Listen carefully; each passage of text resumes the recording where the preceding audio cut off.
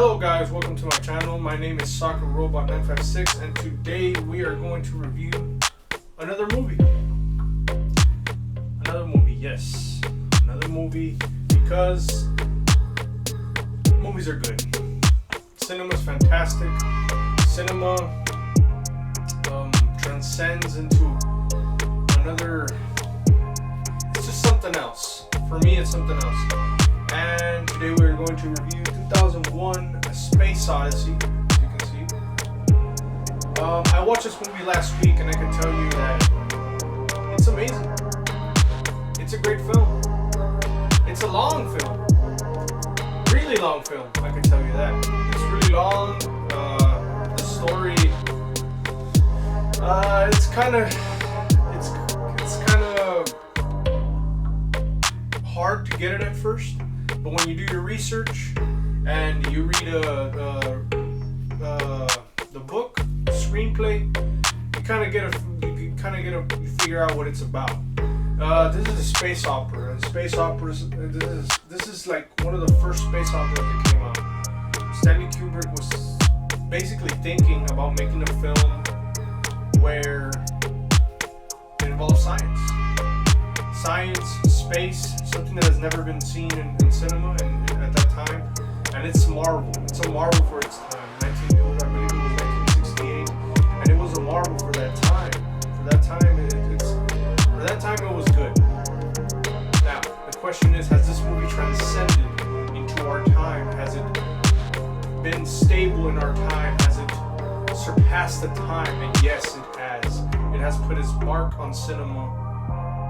It has set it's like sci-fi at the best. You know, it's a great film. It's a great film. But the problem that I do have with the film itself is the fact that there is very little dialogue. And for me, the most important thing in a film would be that it's rich in picture quality, in stunning sci-fi images and cinematography. You know what I mean? Like this image that we see right here. It's great in that. It has great imagery for the time. But the thing is, there's no story. It lacks story. It lacks dialogue. You know, once in a while you need to hear a little bit of dialogue to be interested in the film itself. And this is where the movie doesn't really help out. You know what I mean? But the film itself is great. It's a marvel for its time. It's amazing. Like visually, it's amazing. The special effects in this film are amazing, and this was the first Oscar that Stanley Kubrick got for a movie. He got Best Visual Effects in 1969 or 68. I'm not too sure with the times, but it's amazing that he was able. This was his only film that got an Oscar. You know what I mean? For Best Visual Effects. Here is the movie itself. I got myself a 4K copy at Best Buy. You could get it at Best Buy, order your copy. But me, I had to get it because this film is cinema. It has transcended in time, and I believe that this film needs to be owned by needs to be like in your collection. It needs to be added to your collection if you are a fan of movies. You know, this is a great film for that. This is the movie itself. The 4K Ultra HD edition. Comes with, I believe, 3 discs, I believe. You can see. It's the cover. It's the back. This comes with a 4K HD copy, as you can see.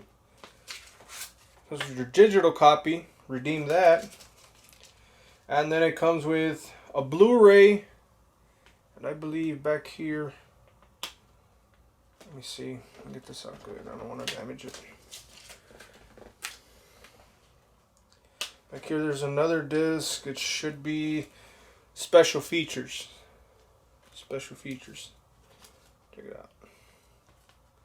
Special features of the film. So a total of 3 discs for this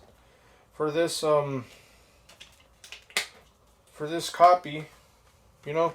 But the most important one would have to be this one right here, the 4K Ultra HD disc. I'm telling you, this movie looks magnificent in 4K. You know, it was amazing when it was displayed in the screen, and you could see the work that was done on this film to convert it into 4K. The packaging also includes. Let me show you. It goes in like this. The movie.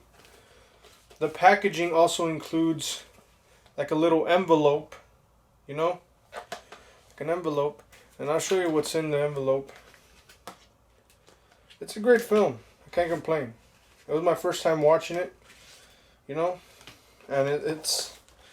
I can see why people talk about it, but another thing that I want to say is that I'm gonna dare to say I'm gonna go against all y'all's odds, but the film is.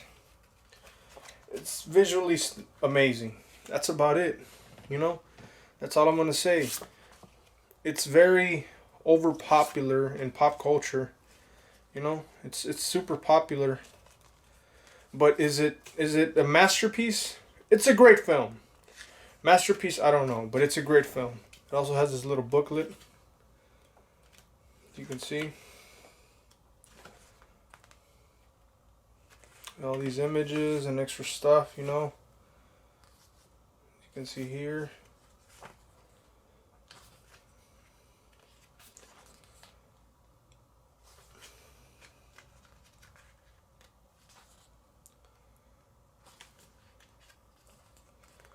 Imagery. This is what they focus. This was a great scene. In the movie, this was a great scene. I have no idea how they were able to get all of this into the screen, but I believe they did a great job. The Star Child, you know, the famous Star Child. It's a very symbolic film. It has lots of meanings, and that's about it. I mean, the film that's where it makes it's cheese, you know. It's very symbolic. A new beginning. In the beginning, this movie starts. With some type of apes, you know, supposedly the first humans to ever inhabit the earth, supposedly. And they inhabit the earth, and it's like, okay, they basically had no knowledge about how to use things, you know what I mean, to their advantage. It was like a competition between all of these apes, you know, because that's what they are. They look like apes. They're apes. Okay? Supposedly that's where we came from. So that's what the film presents. It's called The Dawn of Man. I think it's the first chapter. I'm not too sure. And basically what happens is that this monolith shows up to them and they touch it, right? And it's like a very frenetic scene where spooky, like opera music. You know, that's what Stanley Kubrick did in this movie. If you love opera, you're going to love this movie. I'll tell you that right now. You're going to love this movie. It has a lot of opera, space, and, you know. But the scenes go super slow. They take their time. They build up to the finale of the film. So basically, these first men touch the monolith. And now they get the knowledge, you know, they gain the knowledge to have weapons as bones and beat the other the other guys. They beat them up with like a bone, and that's how they get knowledge. Yeah, that's how they get their knowledge to basically craft weapons, I guess. And then from there it moves to, I guess, 2001, and this is where they discover a second monolith in the moon, and they travel over there. It shows a lot of imagery shown, like, of space life, how they live, you know, how it would be if it was 2001, and it drags a lot.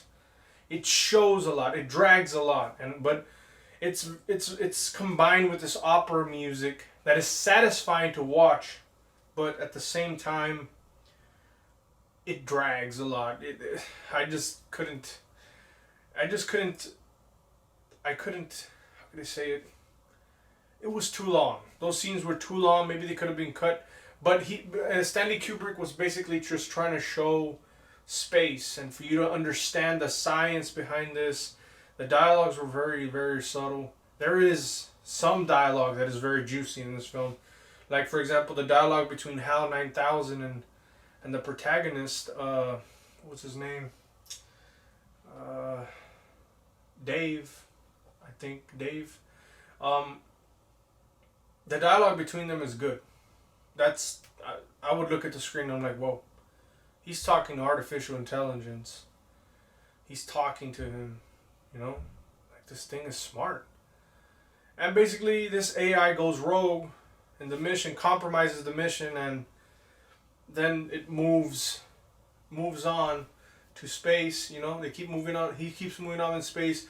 The HAL 9000 compromises the mission, and then when they get to Jupiter, they find the monolith. And this is the amazing scene where he transcends into the abyss, you know? He goes into another dimension. And Stanley Kubrick just throws a bunch of sci-fi imagery at her face. You know? This is what the film is. It's an amazing sci-fi, visually stunning sci-fi movie. The story, I gotta say, I was bored by it. I was really bored by it. I'm gonna be bold to say that. But it's a great film. It's a great film. That's my opinion. I'm entitled to my opinion. You're entitled to yours. You tell me in the comments below, what do you think of the film? This is my opinion. But overall, the movie is good. It's a good visual marvel. And that's about it. For the time, it was amazing. And that's why I think it'll be remembered in time as that. Some movies transcend into time and we're like, wait, this looks like it could have been filmed today. And yes, the film does feel like it could be filmed today. It's a great film. But that's the only problem that I have with it. There's no dialogue. It's like less than 20 minutes of dialogue. I'm going to say less than 30. You know? Very minimal dialogue. It's just a bunch of visuals, which are amazing. This is why probably the critics loved it so much. You know? That's why it did good in that sense. But I have a problem with there not being a story. And I think in every film, the story is what moves everyone. And this film will be remembered in time for that. For the visuals and the sound. And that's about it. And they say that if you don't make a good, juicy dialogue film, at least make it look good. And the movie accomplishes that. Showing you good imagery.